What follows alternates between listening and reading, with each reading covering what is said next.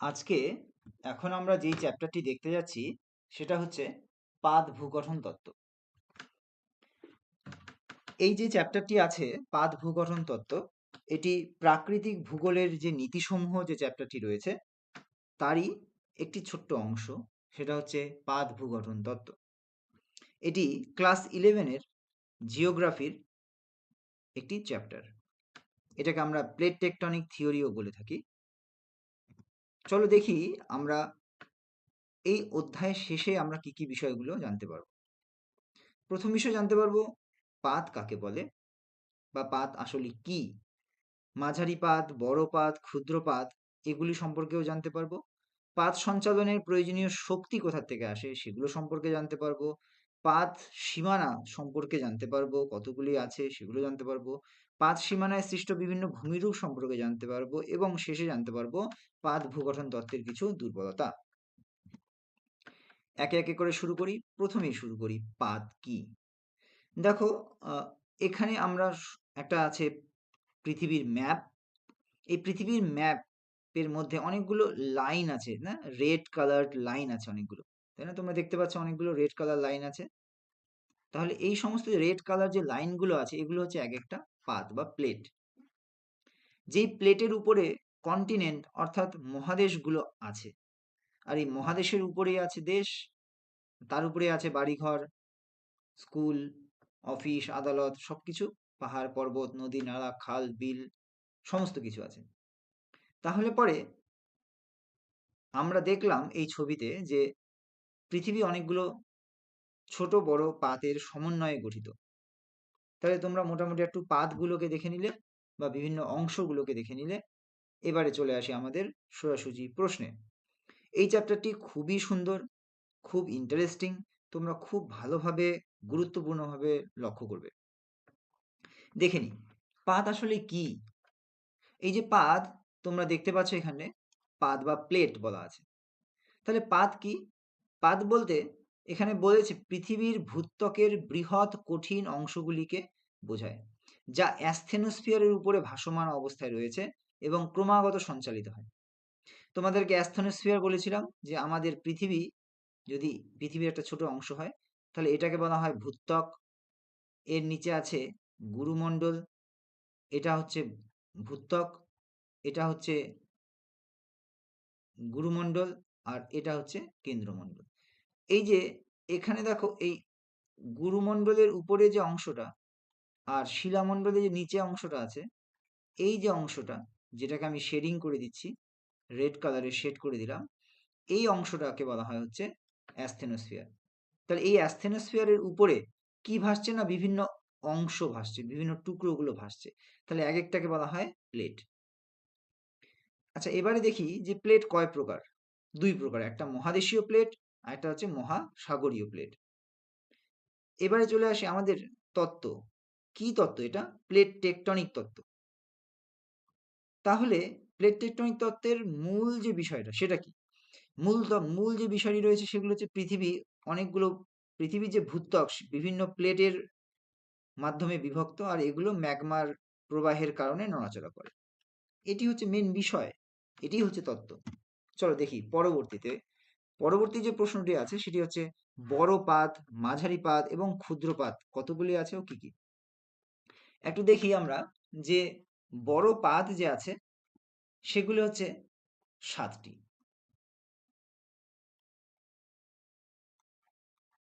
তাহলে বড় পাতগুলি কি কি আছে? একটা হচ্ছে প্যাসিফিক পাত, উত্তর আমেরিকান পাত, দক্ষিণ আমেরিকান পাত, আফ্রিকান পাত, ইউরেশিয়ান পাত, ইন্দো অস্ট্রেলিয়ান পাত, আর একটা হচ্ছে আন্টার্কটিকা পাত। এই 7টি। এখানে মাঝারি পাতের ক্ষেত্রে চলে আসো।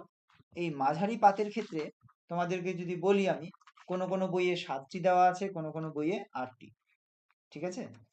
তো তোমরা যদি চাও 7টি লিখতে পারো, আবার কোনো কোনো বইয়ে যেহেতু 8টি লেখা আছে তোমরা 8টাও লিখতে পারো।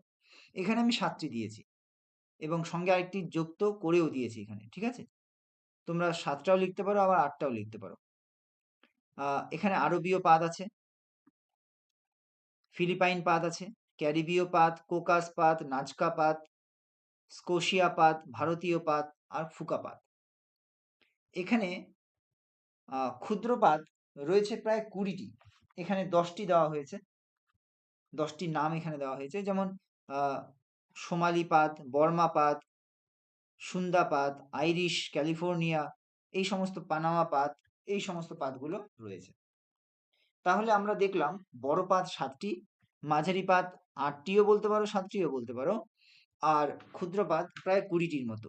তাই দেখো ওখানে 10 প্লাস লেখা আছে, ঠিক আছে। এবারে আমরা চলে আসি, আর যদি তোমাদের মনে হয় যে একটু পাতের ছবিগুলো আমরা দেখতে চাই, তাহলে পরে তোমরা ওই যে প্রথম যে ছবিটা রয়েছিল ম্যাপের, একটা ওয়ার্ল্ড ম্যাপের, যেখানে উম, করে দেওয়া আছে লাইন, রেড লাইনগুলো দেওয়া আছে পাতের, সেই ছবিটা তোমরা দেখতে পারো। এবারে চলে আসি পাত সঞ্চালনের প্রয়োজনীয় শক্তি। এবারে আমাদের জানতে হবে যে পাতটা যে চলে এত ভারী, যার উপরে মহাদেশ দাঁড়িয়ে আছে, তার মধ্যে অনেকগুলো দেশ আছে, পাহাড় পর্বত, নদী নালা, খাল বিল, বিভিন্ন রকম কনস্ট্রাকশন, রাস্তাঘাট, এত বড় বড় বিল্ডিং, তাহলে এত বড় এত ভারী পাতটা চলে কি করে, বা চালায় কে, এত শক্তি আসে কোথা থেকে? চলো দেখে নিই সম্ভাব্য যেগুলো কারণ যার সাহায্যে আহ, সে শক্তি পায় কিভাবে। একটা হচ্ছে পরিচলন স্রোত বা কনভেকশনাল কারেন্ট। কনভেকশনাল কারেন্ট যদি আমাদের বুঝতে হয়, আমাদের দেখতে হবে, হয়তো আমি ছবিটা দিয়েছি, হ্যাঁ, এখানে আমি একটু দেখাতে চাই তোমাকে, এটাকে বলা হচ্ছে কনভেকশনাল কারেন্ট। দেখো এখানে দেওয়া হচ্ছে কনভেকশনাল কারেন্ট। কনভেকশনাল কারেন্ট হলো, দেখো একটা হাঁড়িতে যদি তুমি জল নাও, সেখানে যদি নিচ দিক দিয়ে তুমি ওকে আগুন দাও, তাহলে পরে কি হবে, জলটা ধীরে ধীরে করে উপরে উঠবে, কারণ জল যখন গরম হবে তখন হালকা হবে আর উপরে দিকে উঠবে, ঠিক আছে। কারণ হালকা জল, কারণ গরম জল হালকা উপরের দিকে উঠবে, এবং এই গরম জল ধীরে ধীরে তাপ বিকিরণ করে, তাপ বিকিরণ করবে, এই তাপ বিকিরণ করে শীতল হয়ে সে আবার নিচের দিকে নেমে পড়বে। দেখো শীতের দিকে নেমে পড়বে। তাহলে পরে আমরা কি দেখলাম, এক, যে তাপ, গরম জল হালকা হয়ে, সরি, উষ্ণ হয়ে, জল উষ্ণ হয়ে হালকা হয়, হালকা জল উপরের দিকে ওঠে এবং তাপ বিকিরণ করে শীতল হয়ে সেটা নিচের দিকে নেমে আসে। এইভাবে কিন্তু ক্রমাগতভাবে চক্রাকারে ঘুরতে থাকে, ঠিক আছে। একেই বলা হয় কনভেকশনাল কারেন্ট। এই সেম কাজটাই কোথায় হয় বলতো? আমরা চলে আসি আমাদের অংশে, সেটা হচ্ছে পরিচলন স্রোত। তাহলে পরে আমরা এখানে দেখলাম, আমরা এখানে একটা ছবি ড্রয়িং করি, সেটা হচ্ছে যে তাহলে গরম জল উপরে উঠলো এবং তাপ বিকিরণ করে ঠান্ডা হয়ে নিচের দিকে নামলো। এই যে একটা সাইকেল বা একটা চক্র, একেই বলা হয় পরিচলন স্রোত। যখন এইরকম পরিচলন স্রোত ম্যাগমার মধ্যে হয়, আর কোথায় হবে না, অ্যাসথেনোস্ফিয়ারের মধ্যে। আমরা একটু আগে অ্যাসথেনোস্ফিয়ার দেখলাম, তাহলে অ্যাসথেনোস্ফিয়ার অর্থাৎ, আমি এখানে একটু দেখিয়েও দিই, এটা হচ্ছে পৃথিবীর একটা ছোট্ট অংশ, এটাকে বলা হয় শিলামণ্ডল, এই অংশটাকে বলা হয় শিলামণ্ডল, এর নিচে আছে গুরুমণ্ডল এবং এটা কেন্দ্রমণ্ডল। এই যে গুরুমণ্ডল, এই গুরুমণ্ডলের যে উপরে যে অংশটা, এই যে এই জায়গাটা, এই জায়গাটাকে বলা হচ্ছে, এখানে আমি একদম শেডিং করে দিলাম, এই জায়গাটাকে বলা হয় অ্যাস্থেনোস্ফিয়ার। তাহলে এই অ্যাস্থেনোস্ফিয়ারের মধ্যে চলে পরিচলন স্রোত, আর এই পরিচলন স্রোত এই প্লেটগুলিকে সঞ্চালিত করে, ঠিক আছে। তাহলে এটা একটা গেল। 2 নাম্বার কি হতে পারে সম্ভাব্য কারণের মধ্যে? অভিকর্ষজ বল বা গ্র্যাভিটি ফোর্স। বলছে যে ভূতাত্ত্বিকভাবে ভারী এবং ঠান্ডা প্লেটগুলো প্যাঁচে নিচের দিকে তলিয়ে যায়, কারণ এগুলি ভারী। তাহলে কি হয় না, একটা প্লেট আরেকটা প্লেটের থেকে যদি ভারী হয়, তাহলে ভারী প্লেটটার প্রতি গ্র্যাভিটেশনাল অ্যাট্রাকশন বেশি হবে, ফলে সেটা নিচের দিকে তলিয়ে যাবে। এটার জন্য অনেকে মনে করে যে প্লেটগুলো উম, প্লেটগুলোর সঞ্চালন ঘটে। এবং আরেকটি আছে, সেটি হচ্ছে নিম্নমুখী পাতের টান। এখানে এই জিনিসটা কি নিম্নমুখী পাতের টান? বলছে যে যখন দুটি প্লেট সংঘর্ষ করে, একটি প্লেট অন্য প্লেটের নিচে চলে যায়, তখন তাপ এবং চাপের কারণে এটি গভীরে চলে যায়। তাহলে যখন একটা প্লেট আরেকটা প্লেটের সঙ্গে সংঘর্ষ হচ্ছে, তখন যেই প্লেটের যেই অংশটা পাতলা বা হালকা, সেটা কি হয় না অন্য প্লেটের ভেতরে প্রবেশ করে যায়, প্রবেশ করে সেটা ভেতরের দিকে প্রবেশ করতে থাকে। তাহলে এই তিনটে মোটামুটি প্রয়োজনীয় শক্তি কোথা থেকে আসছে সেটা সম্পর্কে তিনটে উদাহরণ দেওয়া হলো। পরবর্তীতে আরো দুটো রয়েছে, দেখো একটু। সেটা হচ্ছে যে ম্যান্টল ইনজেকশন বা জোরালো অনুপ্রবেশ। পৃথিবীর ম্যান্টল থেকে উত্তপ্ত ম্যাগমা নির্গত হয় এবং প্লেটগুলো নিচে প্রবাহিত হয়। দেখো, ম্যাগমার ইনজেকশন প্লেটগুলোকে সরিয়ে দেয়, কিন্তু নতুন শিলা তৈরি হয় যা প্লেটকে সঞ্চালন করে। তার মানেটা কি? তার মানে হচ্ছে যখন দেখো ম্যান্টল থেকে, আমরা তো একটু আগে দেখলাম যে ম্যান্টল কাকে বলে, এটা হচ্ছে শিলামণ্ডল, এটা হচ্ছে ম্যান্টল। তাহলে এই ম্যান্টল থেকে যখন ম্যাগমা বাইরে বের হয়, তখন কি হয়, প্লেটগুলো একটু সরে আসে। কারণ ম্যাগমা যখন বের হচ্ছে তখন তো তার যে একটা ধাক্কা, তার ফলেও প্লেটগুলো কি হয়ে যায়, প্লেটগুলো একটু সরে আসে, একটু ডান দিকে বাঁ দিকে সরে আসে। আচ্ছা, এরপরে চলে আসছে তপ্ত বিন্দুর প্রভাব বা হটস্পট ইনফ্লুয়েন্স। এটা কি না, পৃথিবীর ভূত্বকের কোনো কোনো অংশে অতিরিক্ত উত্তপ্ত ম্যাগমা থাকে, যাকে হটস্পট বলা হয়। এটি কিন্তু পরীক্ষায় আসতে পারে, ঠিক আছে? দেখো, পৃথিবীর ভূত্বকের কোনো কোনো অংশে অতিরিক্ত ম্যাগমা থাকতে পারে, যাকে হটস্পট বলা হয়। এই গুলি প্লেটের উপর একটি তীব্র চাপ সৃষ্টি করে, ঠিক আছে? তাহলে পরে হটস্পটের প্রভাব প্লেটগুলিকে সরিয়ে দেয় এবং এর কারণে আগ্নেয়গিরির সৃষ্টি হয় এবং ভূতাত্ত্বিক পরিবর্তন ঘটে। কি বলেছে যে এটি হচ্ছে একটা ভূত্বক, ঠিক আছে? এর নিচে ম্যাগমার যে স্পট আছে, মানে এখানে ম্যাগমাগুলো সবসময় ম্যাগমাগুলো অ্যাক্টিভ হয়ে আছে। তাহলে কি হবে, এর যে উপরের অংশটা, এই অংশটা অ্যারো করে যেই দেখাচ্ছি, তাহলে এই অংশটা সবসময় কি উত্তপ্ত হয়ে থাকবে, গরম হয়ে থাকবে। তাহলে একে হটস্পট বলছে।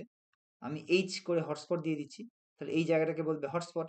তাহলে এই রকম যে হটস্পট আছে, এই হটস্পটের এখানটায় এই জায়গাটা নরম হয়ে থাকবে। তার ফলে কি হবে, প্লেটগুলোর উপর একটা তীব্র চাপ সৃষ্টি করবে, আর এর ফলেও প্লেটগুলো কিন্তু একটু নিজের জায়গা থেকে সরে আসবে। তাহলে এই সমস্ত কারণ, সম্ভাব্য কারণ একটু বলা হলো। মনে করা হয় যে এই কারণগুলির ফলেই প্লেটগুলো একটু নড়ে চড়ে বসে। এরপরে বলেছে বিভিন্ন পাত সীমানা সম্পর্কে। দেখো, যখন আমি যদি একটা পাত গঠন করি, এটা একটা পাত, এটা আরেকটা পাত, ঠিক আছে? তাহলে এটাকে আমি এ পাত দিই, এটাকে বি পাত দিচ্ছি।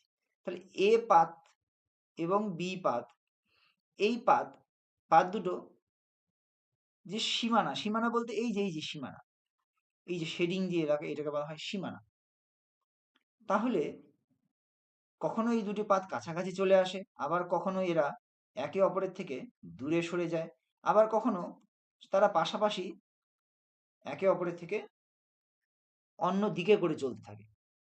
তাহলে এইভাবে তিনটে পাত সীমানা হতে পারে, ঠিক আছে? চলো একটা একটা করে এখানে দেখা যাক। এখানে একটা বলা হয়েছে, এরপরে আমি একদম প্রত্যেকটা অংশকে নিয়ে ভালোভাবে বিস্তারিতভাবে আলোচনা করেছি। এখানে তোমরা একটু দেখে নাও। একটা হচ্ছে বিচ্ছিন্ন সীমানা বা ডাইভারজেন্ট বাউন্ডারি, আরেকটাকে বলছে কনভার্জেন্ট বাউন্ডারি বা সংযুক্ত সীমানা, আরেকটাকে বলছে পরিবর্তনশীল সীমানা বা ট্রান্সফর্ম বাউন্ডারি। চলো একটা একটা করে আমরা দেখে নিই। প্রথমটাতে দেখো, ছবি সহকারে সুন্দর করে বর্ণনা করে দেওয়া আছে। সেটা হচ্ছে যে বিচ্ছিন্ন সীমানা বা ডাইভারজেন্ট বাউন্ডারি। দেখে নাও এখানটায় যে এই যে এখানে যে রয়েছে ডাইভারজেন্ট বাউন্ডারি, তার মানে হচ্ছে যে যখন একটা অংশ, একটা প্লেট, এটাকে আমি এ প্লেট, এটাকে আমি বি প্লেট বলছি, তাহলে একটা প্লেট যখন অন্য প্লেটের থেকে একটু দূরে সরে যাবে, তখন দেখো মাঝখানটায় একটা ব্রেক জোনের সৃষ্টি হচ্ছে, আর এই দিক দিয়ে কি বেরিয়ে আসবে, পরবর্তীতে ম্যাগমা বেরিয়ে আসবে। তাহলে এর মধ্য দিয়ে যদি ম্যাগমা বাইরে বেরিয়ে আসে, তখন কি হবে একটা সময়, এখান থেকে যখন ম্যাগমা বেরিয়ে আসবে, তখন এই যে দুটো প্লেটের মাঝখানে একটা বাউন্ডারি যে সৃষ্টি হচ্ছে, তাকে বলছে ডাইভারজেন্ট বাউন্ডারি। দেখো এখানে সংজ্ঞা করে দেওয়া আছে, দুটি প্লেট একে অপরের থেকে আলাদা হয়ে চললে এই প্রক্রিয়ায় নতুন শিলা তৈরি হয়, যা সাধারণত সমতলে তলদেশে ঘটে। নতুন শিলা এর প্রভাবে ফলে কি হয়, নতুন শিলা সৃষ্টি হয়, সমুদ্রতল বিস্তারণ ঘটে এবং সমুদ্রের রিচ তৈরি হয়। যেমন আটলান্টিক মহাসাগরের নিচে আছে আটলান্টিক মিড আটলান্টিক রিচ, ঠিক আছে। তাহলে পরে একটা বাউন্ডারি আমরা দেখলাম আজকে এখন, সেটা হচ্ছে যে ডাইভারজেন্ট বাউন্ডারি, অর্থাৎ একটা প্লেট আরেকটা প্লেট থেকে যদি দূরে সরে যায়। এরপরে চলে আসছে সংযুক্ত সীমানা বা কনভার্জেন্ট বাউন্ডারি। কনভার্জেন্ট বাউন্ডারি কি, যখন একটা অংশ আরেকটা অংশের কাছে চলে আসে। তাহলে যদি এটা একটা প্লেট হয় আর এটা একটা প্লেট হয়, তাহলে এই প্লেট এইদিকে আসবে, এই প্লেট এইদিকে যাবে। তাহলে যখন দুটি প্লেট পরস্পরের দিকে আসে এবং একটি প্লেট আরেকটি প্লেটকে ধাক্কা দেয়, এক্ষেত্রে একটি প্লেট অন্য প্লেটের নিচে চলে যেতে পারে, অথবা দুটি প্লেটের একত্রে হলে পরে একটা উঁচু পর্বতের সৃষ্টি করতে পারে। এর ফলে কি হয়, পর্বত গঠন হয়, ভূমিকম্প ও আগ্নেয়োৎপাত বা অগ্নুদ্গম হয়, পাতাল গমন হয়। আর এর ফলে একটা খুব ভালো উদাহরণ হচ্ছে হিমালয় পর্বত।